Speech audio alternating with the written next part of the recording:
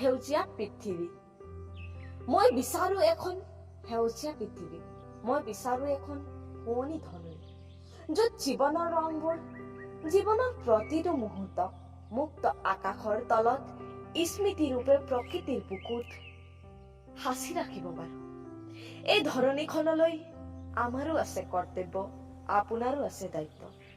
এই ধৰণীখন সেউজ কৰিব ময়ো বিচাৰো। এখনি শুৱনি ধৰণী আপুনি বিচাৰেনে? 5 জুন হৈছে পৰিৱেশৰ দিন। এই বুলিয়ে গছ পুলি লগাবনে? মাত্ৰ ফটো তুলিবলৈ, কেৱল সামাজিক মাধ্যমত দি জনপ্ৰিয় হবলৈ? কিন্তু সেয়া নহয় সেউজীয়া পৃথিৱী সংৰক্ষণ, সেয়া নহয় সেউজ পৃথিৱী গঢ়া। আচলতে আপুনি মাজে মাজে গছ পুলি ৰুই থাকিব, কিন্তু ৰুলেই নহব। প্ৰতিপালনৰ দায়িত্ব কিন্তু আপোনাৰ। এই জননীৰ সন্তান সেউজ কৰা পৃথিৱীখন। আমাক লাগে প্ৰদূষণ মুক্ত এখন সেউজ ধৰণী, য'ত আমি শান্তিৰে জীয়াই থাকিব পাৰো। অবাবত গছ গছনি কাটি ধ্বংস নকৰিব, কাৰণ আমি জানো গছ থাকিলে আমি থাকিম, নহলে আমিবোৰ শেষ হৈ যাম।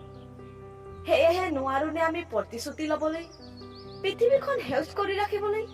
আহক আহক আমি প্ৰতিশ্ৰুতি লওঁ পৃথিৱীখন সেউজ কৰাৰ, পৃথিৱীখন সেউজ কৰাৰ। ধন্যবাদ।